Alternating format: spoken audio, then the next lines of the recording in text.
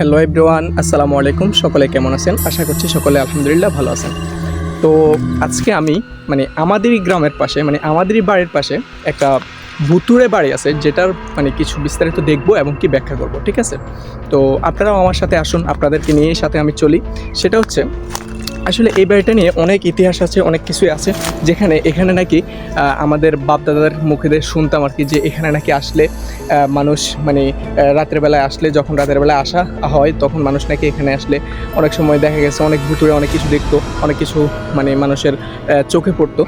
তো আজকে আমরাও দেখব, এক্সপ্লেন করব যে আসলেই সত্য কিনা, সেই বিষয়গুলো সত্য ছিল কিনা বা আমাদের চোখে কিছু পড়ে কিনা, আমরা সেটাই দেখব।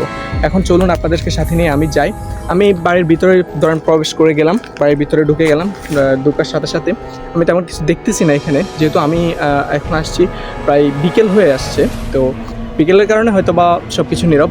তো চলেন আরও সামনের ভিতরে যাই, ভিতরে গেলে কিছু দেখা যায় কিনা আমি দেখি, ঠিক আছে? আপনাদেরকে নিয়ে আমি একটা বিষয় জানি, সেটা হচ্ছে এই বাড়িতে নাকি মানব শূন্য আর কি। এই বাড়িটা হচ্ছে আগেরকার যুগে আমাদের বাপ দাদাদের মুখে শুনতাম, এই বাড়িতে নাকি আপনার যখন মানুষ থাকতো, তখন মানুষের যখন আনাগোনা ছিল, তখন নাকি অনেক বেশি মানুষ এখানে আসলে আপনার মানুষকে ঘাড় মটকে দিত বা মানুষের অনেক কিছু ক্ষয়ক্ষতি করতো। এখানে নাকি খারাপ জিনের আবাস, ঠিক আছে? তো সেই বিষয়টা নিয়ে আজকে কথা বলবো। মূলত এখানে আপনার কয়েকটা নারিকেল গাছ আছে, যেহেতু আগে মানুষ বসবাস করতো সে কারণে এখানে নারিকেল গাছগুলোও পড়ে আছে। এখানে এই বাড়িটা এখন পরিত্যক্ত পড়ে আছে। এই বাড়িটা এখন কিছুই থাকে না, কেউ থাকে না, শুধুমাত্র মানবহীন থাকে। তো বন্ধুরা, আমিও চলে আসলাম, আবার যে একটু ভিতরের দিকে চলে আসলাম আপনাদেরকে দেখানোর জন্য, যাতে করে আপনারাও বুঝতে পারেন যে এই বাড়িটা আসলে কত বেশি ভয়ঙ্কর। সত্যি আমি অবাক হলাম যে এই বাড়িটা সত্যিই ভয়ঙ্কর, ঠিক আছে?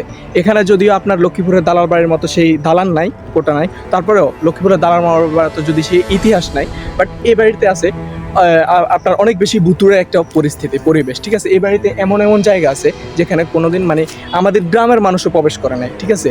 এখানে আপনার কখনো কি বলে আপনার মানুষ আমাদের আশেপাশে যে জমিগুলো আছে এখানে চাষাবাদ করার জন্য আসে, সেই মানুষগুলোও নাকি এখানে আসতে অনেক বেশি ভয় পায়, এবং কি তাদের যে পশু বা আপনার যে বিষয়গুলো আছে বা গরু ছাগল এসব বিষয় নাকি এখানে তারা আনে না, ঠিক আছে? এখানে তারা সেই বিষয়গুলোও পর্যবেক্ষণ করে চলে এবং কি সতর্কতা অবলম্বন করে চলে। তো আমি সেটাই দেখতে আসছি।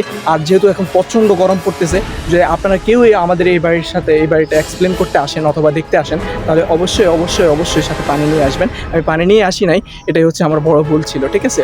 আর এই বাড়ির লোকেশন আমি দিয়ে দেবো, সেটা হচ্ছে আপনারাও আসতে পারবেন, দেখতে পারবেন, ঠিক আছে? আমি এই বাড়ির এখন ভয়ঙ্কর কিছু যে আপনার জিনিস দেখাবো, যেটা হচ্ছে আপনারা দেখতে পারবেন। ভিডিও শেষ পর্যন্ত দেখুন, আমার সাথে আসুন। তো চলুন আমরা আরও একটু ভিতরে যাই, আর একটু ভিতরে গেলে আমরা দেখব যে আসলে এই বাড়িটা কিন্তু সত্যি ভিতরে। এখান থেকে আসলে এখানে অনেক অনেক অনেক অনেক বেশি ঘন জঙ্গল, পুরোই ঘন জঙ্গল, ঠিক আছে? এখানে বিশেষ করে আপনার যখন বর্ষার মৌসুম আসে তখন আরও বেশি জঙ্গল থাকে, এবং কি কেউই তখন আসতে পারে না, ঠিক আছে? বিশাল বিশাল সাপ থাকে, বিশাল বিশাল আপনার শিয়াল থাকে, ঠিক আছে? শিয়ালদের বসবাস। আর সব থেকে বড় কথা হচ্ছে এখানে আপনার একটা রহস্য ঘেরা আছে, সেটা হচ্ছে এখানে নাকি আগে মানুষ যখন আসতো তখন মানুষ নাকি ফিরে যেতে পারতো না, ঠিক আছে? এরকম একটা ইনশাআল্লাহ যদি আপনারা কমেন্টস করেন তাহলে পরবর্তীতে আরেকটা ভিডিও নিয়ে আমি আসবো ইনশাআল্লাহ।